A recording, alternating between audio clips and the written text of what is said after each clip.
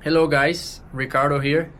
It's been a while, I know. I promised you guys to release the video of my thoughts and review of the different sails I used in Gran Canaria. I'm sorry it's late, but it's better late than never. As you all know, my wife was pregnant and we recently had a little precious baby girl. Yeah,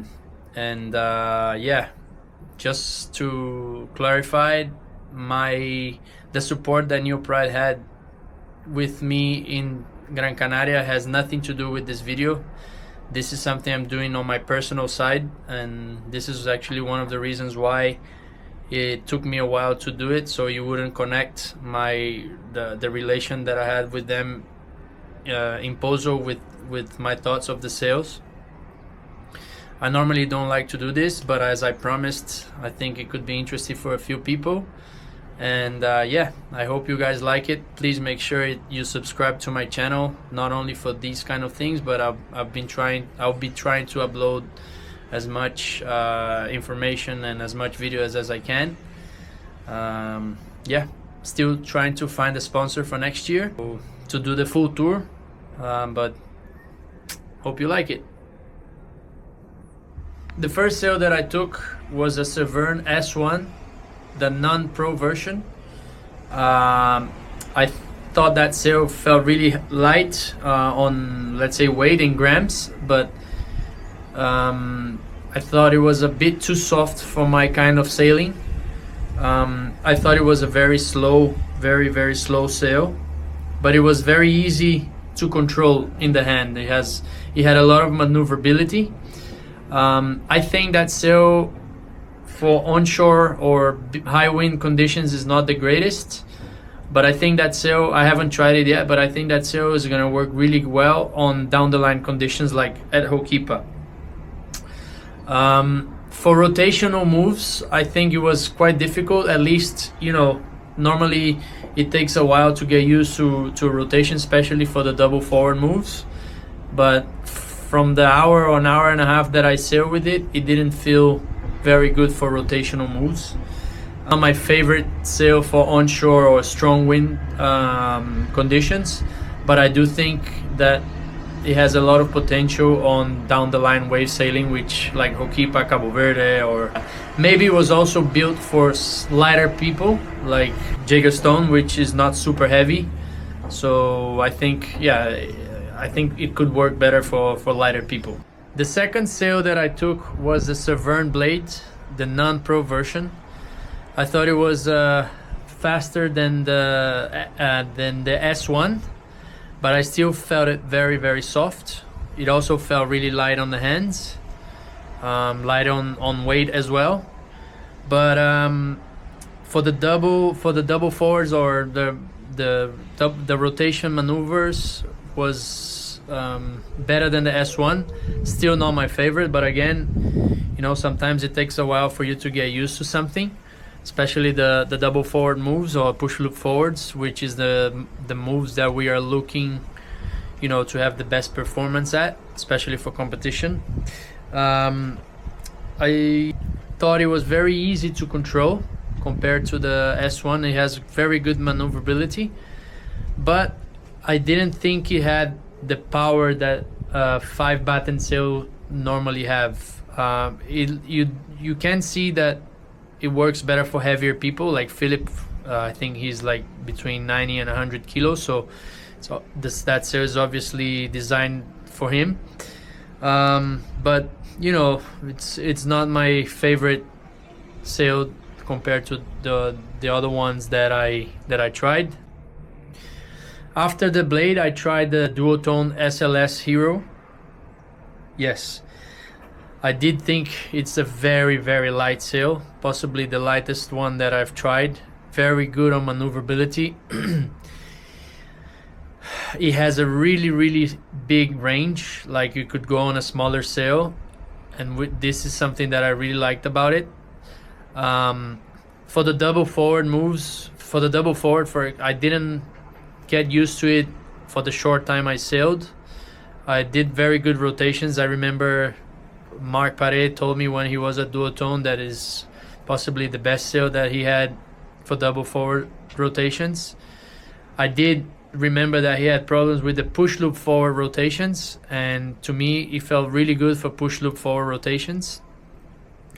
It is very light both in the hands and also in weight, and it's very, very maneuverable. Like it's super light. Yeah, I think, you know, it's one of my top 3 that I tried. But you know, I needed more time to get used to it. Again, all these sails, I also need to test the durability, which is a very important factor for me. In Pozo, you don't really break much gear. At Hoquipa or Cabo Verde, you really need strong sails, especially me, that I like to, you know, I always go as hard as I can. For rotation moves, it feels a little bit weird, yes, but you know, I was able to land a couple push loop forwards and do the whole double forward rotation, but I didn't really land any double, and it feels really fast as well. Very, very controlled. The next one is the Goya Banzai Pro, which is the one that Brau uses. I know he has been developing that sail for a long time, and like me, he needs to have a sail that works good in every condition, onshore, side shore, down the line, you know, anything. So I know he has been developing that sail for a long time to make sure it works in all the conditions. I like the stiffness of it. It's not too soft and not too stiff. It doesn't feel very light on the hand sailing. It feels light like in grams, but like when you're sailing with it, it doesn't feel as light as the other sails I tried, like the Duotone or or the Neilpryde, for example, which is gonna come next. But it's very, very good for rotational moves, and I think it's a sail that is gonna work in every condition, like down the line or onshore. It's not the lightest one, but it's lighter than the previous Goyas I've tried in the past. But in weight, like they have a really nice new material, I think, with carbon, and it feels really light. But I thought it was gonna be a little bit lighter when you're sailing. It's a very maneuverable sail, but could be a little bit more maneuverable than it is. But again, I think that's because it would work really well in all the conditions. Next one of my favorites, Simmer Black Tip Team Edition. Perfect sail, to be honest. I was surprised with it. It's very, very controllable.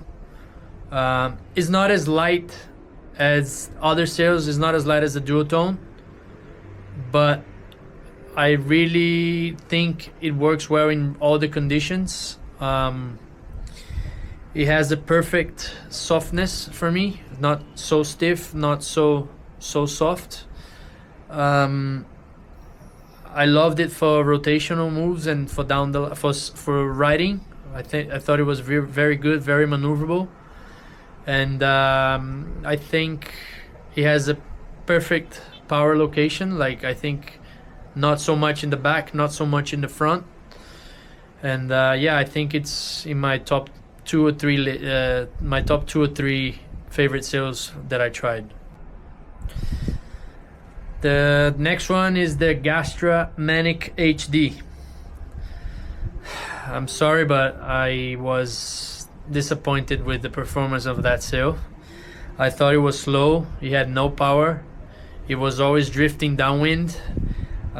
Was very, very weird on rotation and heavy. My thought of it, again, this is only my opinion, but my thought of it is that it was designed for very, very light people, like Tomás Traversa, for example, or Takuma, which are very light guys.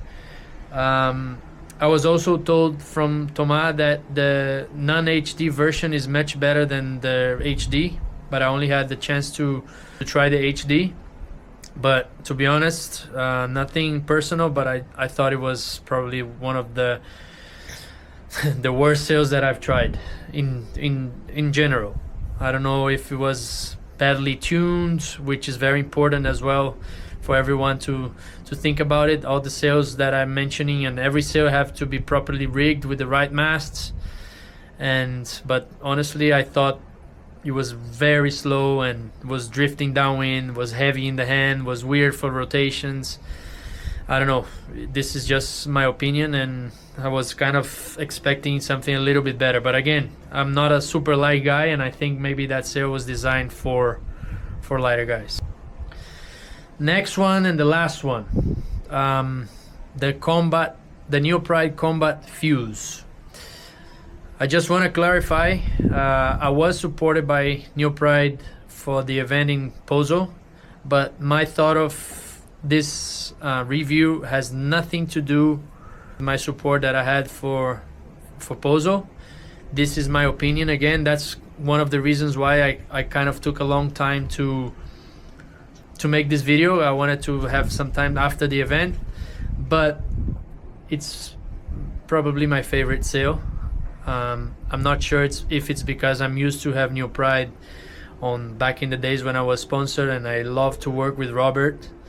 But I was actually surprised of how much upgrade that the sail had when I was using Neilpryde back in the days. And in 2019 I used a couple custom sails from Robert, and I already love those sails, but this one is amazing. It feels pretty light, almost as light as the Duotone. It feels it has the right power where it needs. They have this new material that makes the sail super light, and it releases the power perfectly. As obvious, the finish of the sail is as it always been with Neilpryde in the past. But you know, I was surprised, really surprised that the sail worked really well. And yeah, I think it's between my 1 or 2 favorite out of all the sails that I tried.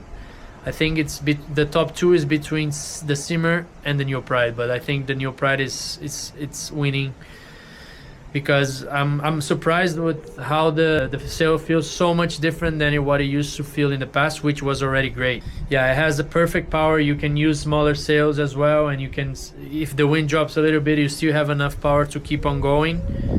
And yeah, this is my opinion about the Neilpryde Combat Fuse.